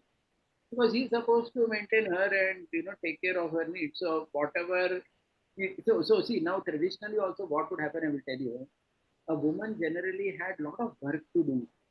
You see, even if you see 100 years back or whatever, right? If you see 100 years back in India, in Gaudiya Mutt, in Bhaktisiddhanta Saraswati's Gaudiya Mutt, he would give initiation to women only 4 round chanting. Man had 16 round chanting. Do you know that? 100 years back in India. Why was it like that? Why was the same rule not applied to the women? She should also chant 16 rounds. Like Prabhupada's sister, Bhavita Rani Mataji, she was initiated by Saraswati Thakur, 4 round chant. Why? Because she had so much work at home. Women had so many, they would have half a dozen children. They would have to take care of the kitchen, take care of so many things. They would not be able to do all the dharma karya. So the husband would do more dharma karya externally, more japa. He would sit 2 hours doing puja. But if the wife is also every day morning going to sit 3-4 hour puja, who's going to do the work? Now, see, in modern times, some of these terms, some of these concepts have gone away because we are living in nuclear family. बच्चे ही नहीं है most लोग होंगे या एक ही बच्चा है या the wife is also working. Gender equality has come in many cases. But you just go back even 100 years back in India. How was Indian society organized? So how was society all over the world organized? I'm not saying only Indian society. Even in Europe and America, society was like this. Are you getting it? That the man was engaged in outer work and the woman was engaged in inner, right? I mean, house related work. So not that she was unemployed per se. Again, this concept of housewife means sitting only in the four walls is not so correct. Woman had her resources also. If you go to the Mahabharata, it is very clear. The Mahabharata defines, the word dowry is defined as three dhan in Mahabharata. Three dhan means it is money given by the girl's father to her, which the man and his family has no right on. That is her share of property that she has. And she could spend it any way she wishes. And that goes to her children later in life. Such concepts are there in our scripture. So why I'm saying this is, so women had a lot of things to do in the house, in the surroundings, etc. So the man would do externally more japa, more yajna, things like that. But it is a teamwork. In a teamwork, both parties get equal credit, right? How can you say just because the man is doing 2 hour yajna and the woman is sitting in the kitchen and cooking or changing the diaper of the baby or something, she is getting less credit spiritual and this fellow is getting more credit. So our Shastra gave such a direction that whatever punya the man does, 50% goes to him. You have to understand the context of it. And if you see Indian society even 50 years back or anywhere in the world, let me tell you, it was like this only. Radhanath Maharaj also says that his mother only took care of all of them in their childhood, just like most mothers in India traditionally do. The father went to business. So that is how it was. In the gender equality, what has happened, unfortunately, now, the roles are not clearly defined. See, ultimately, the woman only has to have baby, na? Man cannot have baby. Gender equality, can you say, चलो तुम दो बच्चे करेंगे, एक आप करो, एक मैं करूँगा? ऐसा तो नहीं. 9 महीने आपको ही बच्चा पेट में रखना पड़ेगा, मैं तो नहीं रख सकता ना. So gender equality fails at child only. So it is a teamwork, and because it is a teamwork, and because certain things are done more by the man, dharma karya. Like I told you in Saraswati Thakur's Gaudiya Math also, the man was chanting 16 rounds, wife was chanting 4 rounds. Now you tell me in such an environment, can you say that the wife is doing less spirituality than the man? No, you cannot. Because it's a teamwork. The man is chanting 16 rounds because his wife is there to help him out, man. Otherwise, how the hell is he going to do that? So you have to understand this. Okay? So that's why these concepts were there. That 50% iska punya usko jata hai. And papa karya when a man does, he does outside his house. Even today there are many houses where they're vegetarian in the house because the wife cooks only vegetarian food, but the man goes outside and eats meat. How is the wife responsible for him? He's not responsible. He only gets his part. So things like that. Is that clear? Yes. Really, it's 12:30 and we have 4 5 hands raised and some questions in chat also. How much time you wish No, to I give? have. It's holiday. If anybody wants, they can leave, but we can continue for half an hour. Okay. So there are two questions. Matlab, if I try to paraphrase and ask, it's like nowadays, traditionally, it was, as you mentioned, it was more of they used to check jati and karma, and that was sufficient. But nowadays, there is a need of meeting and all those things. So sometimes during meeting, a boy and girl may get attracted or attached to each other in some way. But then situations, sometimes some unfavorable things comes up, matlab, which is not helping. So I mean, how should be ideally before when we're trying to see a match, how the meeting should be so that the sanity is maintained and at the same time tradition is also taken care. Yeah, I would say that first of all, in such meetings, we should not cross certain boundaries. Okay, so increasingly in today's world, sex before marriage has become very common. And sometimes even a boy and a girl, even if they're devotees, they may feel that anyway we are going to get married. So what difference it makes if we, cross this boundary also? No, so that marriage has a sanctity and don't cross those boundaries. Correct. So things like that are strongly recommended. So basically, you don't meet too much in private in a place like a hotel room or something, because then automatically one person would be tempted to do some things, cross certain boundaries. So at least I wouldn't. I come from a more that background, so I feel one shouldn't cross that boundary. But otherwise, yeah, you can meet and spend time, kind of, just go out in public places, talk to each other. The talking is mainly from understanding each other better, understanding each other's aspirations, goals, family background, childhood, just to connect the hearts together. That's a very sweet time where you have that. But again, it should that over familiarity. I am again, because I saw 2, 3 cases.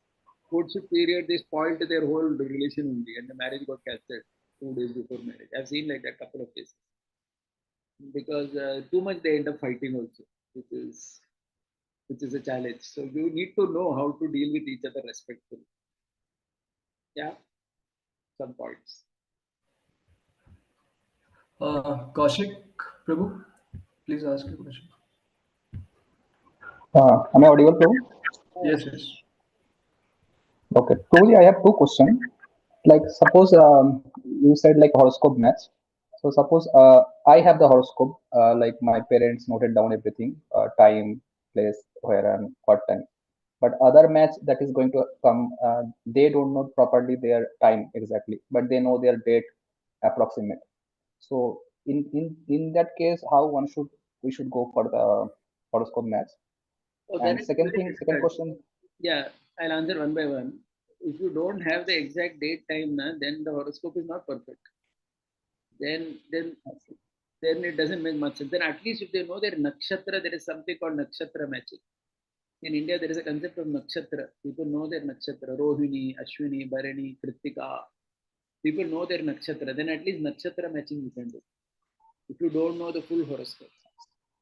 Okay, but nakshatra matching Okay. you can do. But if you don't know nakshatra also and you don't know the time only, you only vaguely know the day, then it is very difficult because in a day there are 12 possibilities for the lagna, as we call, and every possibility changes the whole chart only completely.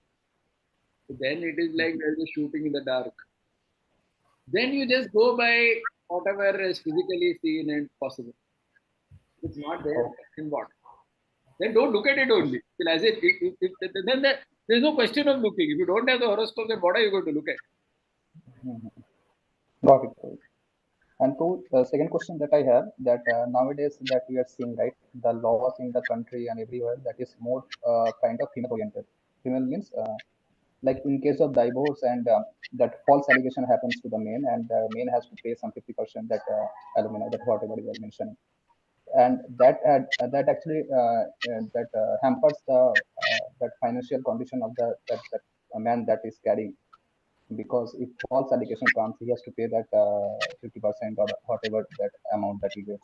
So in such case, that is it not that safe side that before getting into the marriage type only, I should allocate one trust on my name and I allocate my asset on that, so that in some case in future if that kind of thing happens, so I'll be safe side, like creating a will or something like that, where I can allocate some amount of money for.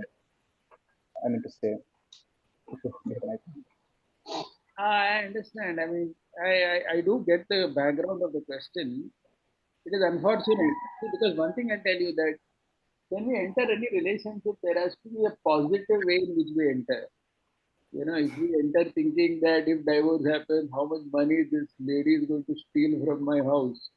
If we start a relation like that, then that is quite, what shall I say, counterproductive and not an ideal way to begin something. But still, I appreciate your point because we have seen so many people suffering due to so many types of allegations. in Hindi they say na दूध का चला छाछ भी पीता है, right? Somebody who got burnt by drinking some hot milk, even buttermilk, is flowing it and trying to make it. Because of bad experiences, we feel like this. So if somebody has had too many such experiences in their friend circle or whatever and feels the need, they may. But I would say that best to begin a marriage on a very positive note rather than right thinking about this. See, even at the end of the day, even in India today, they say divorce rate is less than 5% only. Most marriages are still doing pretty well. Then I have seen in our community also in Pune and places that I have seen some divorces and some problems. 90% marriages are doing well. Well, as in they are running nicely only, and some of them are running very well. Right? So let's take inspiration from that. Let's look at that. I see. Oh, thank you, Prabhuji. Prabhuji, there is a question: is spouse already pre-decided? Is it prarabdha? It is prarabdha, but you don't know that. So you have to do your work. See, this concept of prarabdha, please try to understand in our scripture. This is reflection. Reflection means, you know how it is like after you have done everything, you reflect back and you think the money that I got was my prarabdha. But you cannot start your career like that. Okay, according to my prarabdha, I'll get, so I'll do nothing. I'll just simply sit. Somebody will come and give me a job letter in my house. No, you have to work hard. You have to go to college. You have to get a job, earn money, everything. But at the end of the life, you will analyze, na? ठीक है पूरा जिंदगी काम किया I earned only whatever this much money. That is prarabdha. Prarabdha is a reflection. How do you know your prarabdha? Similarly, life is prarabdha. That is correct. But how do you know? So that doesn't mean that you just marry someone on the street saying that okay, this is if my prarabdha is there, then this only girl will be my wife. Just marry someone and say this. No, you try your best. You do astrology, you do everything, and you marry the right woman. And then when the marriage has happened, you see that as prarabdha. So prarabdha is a reflection. It is not a decision-making parameter. Is that point very clear? Yes, yes. Sanskriti Mataji. Hare Krishna, Prabhuji from Finland. Prabhuji, my question is, how do we save ourselves from the I am going to get married consciousness? No, I didn't understand. But what is that consciousness you're referring to? No, like now if you're about to get married or you're, in 2-3 years you'll get married. So everybody, in the temple, all the Matajis and oh, she's going to get married. They keep talking about that. In the girls group also we're talking the same thing. So eventually, if we look at anybody, oh, is he good? Oh, like, constantly, even in the temple, the consciousness goes like that. So how do we avoid it? Yeah, I will take another perspective on it. I will say that it is, in some sense, very important. Okay, I'll ask another question. Is it important to have a very big marriage? As in, like we see, na, in India, generally, shadi bahut dhoom dham se hoti hai. Why not that? Why not just keep it very simple or something? Once we asked this question, I think Ram, he said that big marriage is done in India to give a big sense of responsibility. That hey, look, this is a big thing. There is a big responsibility in it. Don't take it casually. Correct. So this whole thing in our Indian culture of marriage being a very big thing where everybody talks about it and you're building it up. I think that has its importance also. The importance of that is it gives you that sense of responsibility that you are entering this aspect of life where you've got to take it seriously, where you have to make it work. Whatever sacrifices are needed, whatever adjustments are to be done, you have to do that. Then only it's going to work well. It's not. Increasingly, it is becoming more difficult because people are brought up in smaller families where we are not used to adjusting. Many people are brought up without a sibling. So you have never shared anything in your life, right? Increasingly, children are single child parent. So single child parent, what happens? They have never shared anything with anybody. All the toys, all the sweet, everything was for them. Now suddenly there is somebody in life who is going to share everything with you. So you feel, Array, what is this? My personal space is gone. So increasingly what is happening in today's world for a variety of reasons is that marriage, sustaining a marriage also has become very difficult. So I would say that this kind of thought process of building up the entire tempo for the marriage is in some way important. Okay, but it should be done responsibly. In our general Indian culture, I'm saying not among devotees. Sometimes we see that too much focus is on the event also, like pre-wedding shoot out and this and that. Too many things they do big, but then they don't give importance to the main thing, which is to align with each other. Yeah. But my thoughts on it. So there were questions, Prabhuji, like with this engagement, like which is something seems to be a modern concept. Is it authentic activity or not? There are a couple of questions on this, but you did mention about it now, Yeah, like ring ceremonies. no, it is. There is reference for it. Like if you go back to the Bhagavatam, when Brahma is bringing the 9 daughters, he's saying to Kardama Munina that you please Mhm. match them according to their temperament and nature, and then do the marriage. So that means before the marriage, they take some effort to ensure that that temperament and the likings are matching. Correct. Right. You see that. It's not that you don't see that at all. Like Satyavan and Savitri in Mahabharata. Savitri goes around, meets Satyavan, and understands he is my husband, and then comes and tells the father, "Mujhe isse shaadi karni hai."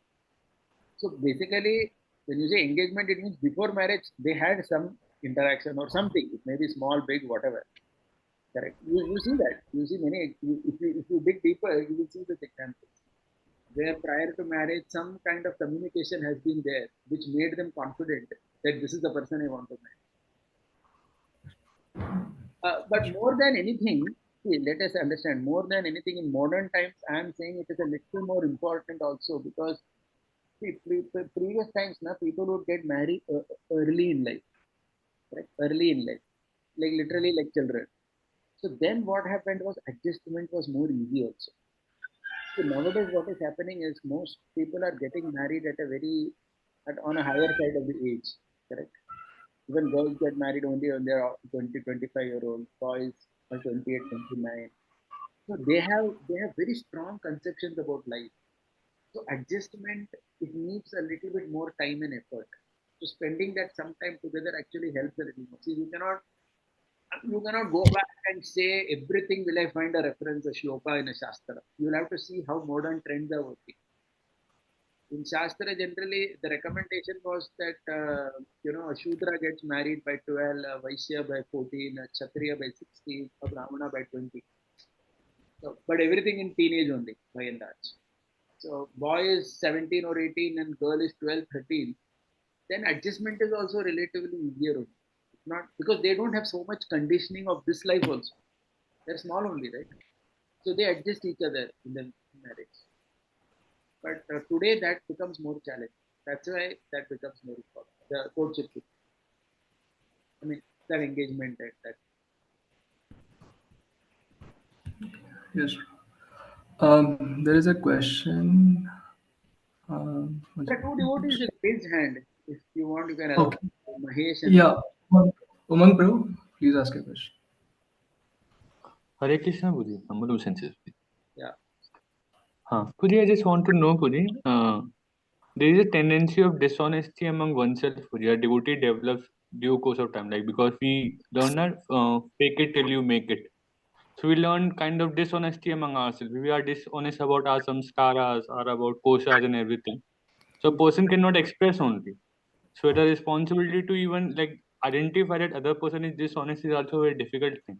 In a meeting of like 1-2 meeting, even for a long meeting also, it's very difficult to find out that he's dishonest or she is dishonest. So do you have any thoughts on that, Puji, how to know about it? Because without living together, it's very difficult to know. But that will be too late. Yeah, I agree with you. I agree with the observation. That's why more than meeting each other, some third party verification helps. Generally, if you see marriages in India, the way they work was the boy and girl had to get married, they would ask some family relative who knows them closely. Correct? Why they would do this? Because of this reason only. third party can more objectively say something, which, because they have seen the person from more close quarters. So that is also a very important parameter. You talk to someone who knows the family. Are you getting my point? Yeah. Because they will objectively say something which you may not be able to find out, and the party directly will not tell that. It has its importance. Does that make sense? Yes, thank you, bro. Mahesh, bro? Thank you, Prabhuji. Are we able to hear, Prabhuji? Yeah. Prabhuji, you mentioned that one of the best criteria is in that you mentioned one factor is to get married in the same varna and jati, but because they are close in their cultures. But another factor, what in my personal life also, Prabhuji, my community comes from South India, but primarily majority of my life I was born and brought up in Maharashtra, so northern part of India. So basically, in my habits also, I most of have habits of around North India. So even if we want to connect with someone from our community, they are in South India.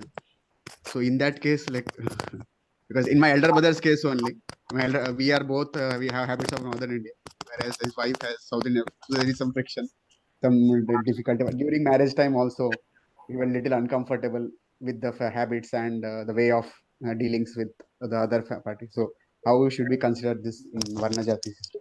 I did make that point that this Varna Jati has become slightly corrupted in today's India due to a lot of migration.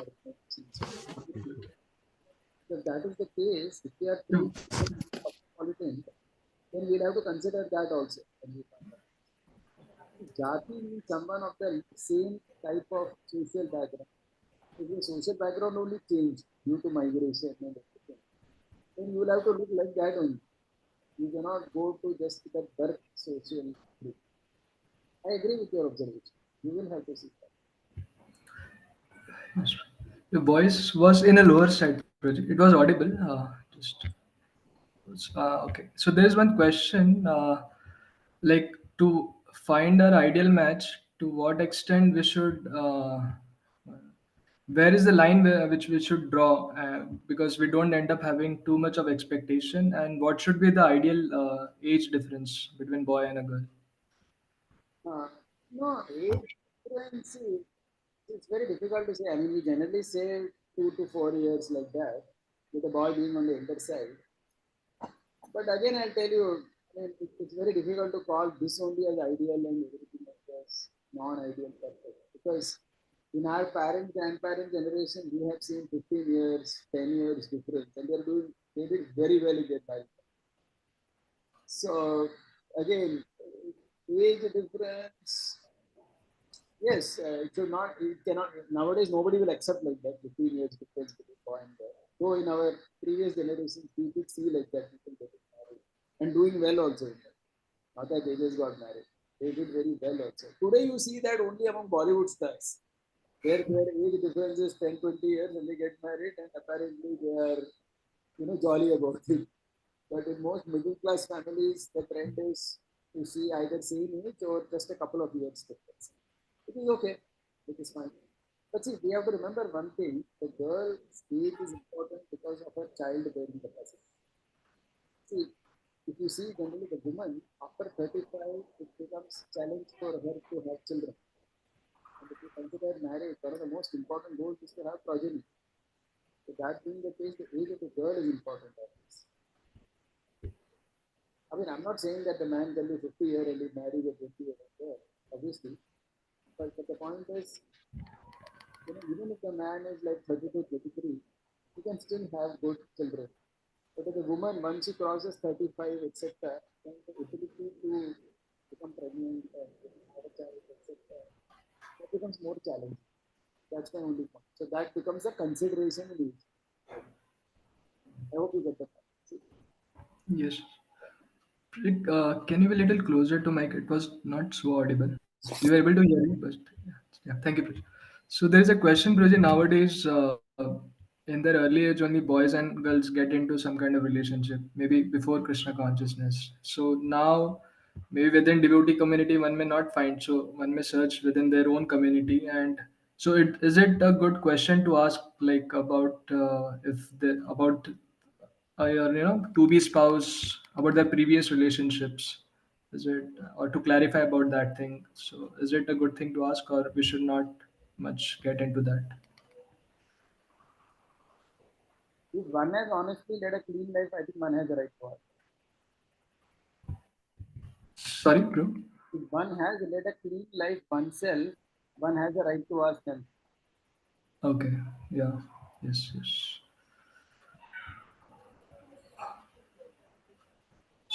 Uh, there's another question that I think that you addressed it, but what's the best age for a boy or a girl to get married, considering today's modern situation?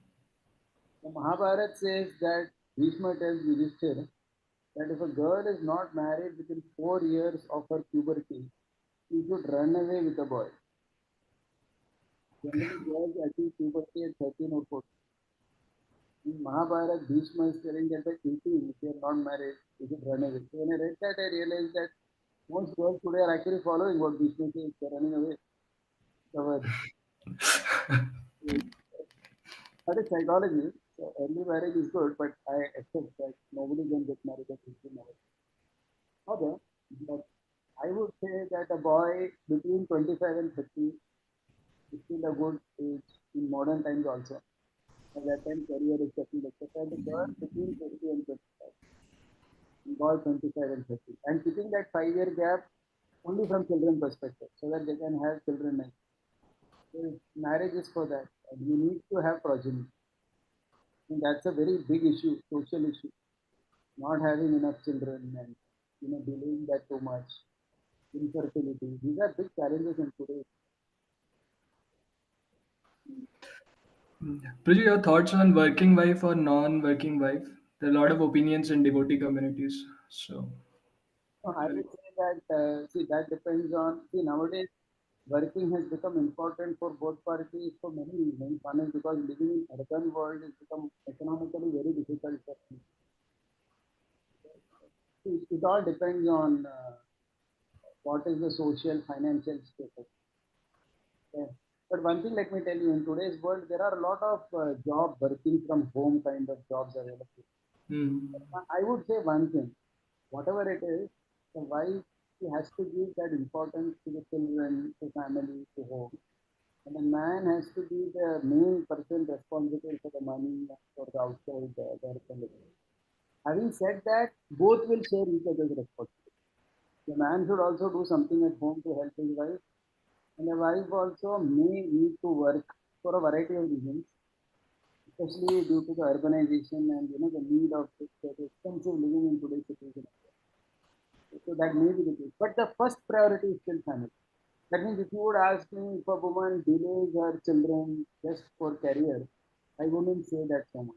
I would say that have your children, maybe do some online job or something, and later when your children are little grown up, again you can restart your career. The point is that the woman's working should not interfere in the children and the family expansion part. For me, that becomes very important because that's a very important goal of family and dharma. Are you getting the point now? yes, yes, Priji. There's a question of about choosing an astrologer before choosing a partner. What one should see in astrologer, so, for to go ahead and consulting him. Astrologer, well, there's nothing like to see it, astrologer. I mean, Basically, and he's also asking if you have any, if you could recommend any specific astrologer whom we can I mean, talk I to. want to be in a group. I know many people myself because I myself have one. Of course, I'm a student, but I'm connected to very good astrologers as well. Many very sincere astrologers around in the world. If you research yourself, you will find many good people. If not, even maybe there are some devotees. They will point there. Okay. And want to answer like what any specific thing we should check in with our astrologer? I mean, before consulting him. I think they said nakshatra, this Lagna Rashi match, and the Dasha Sandhi. These three are grossly very important. But there are many other things in that. I personally am learning for more than a year, so I cannot just keep saying I will go into technical details of astrology. But you need a person to check and verify. It cannot be done on computer. You cannot rely only on that magic.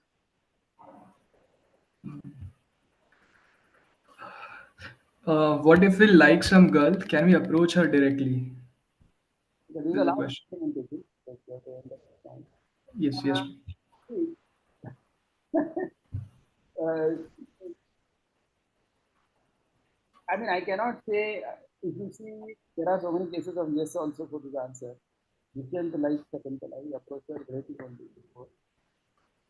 But it may not work also, because you are liking, whether it is connected to dharma, it depends on how well deep rooted you are in your own dharma.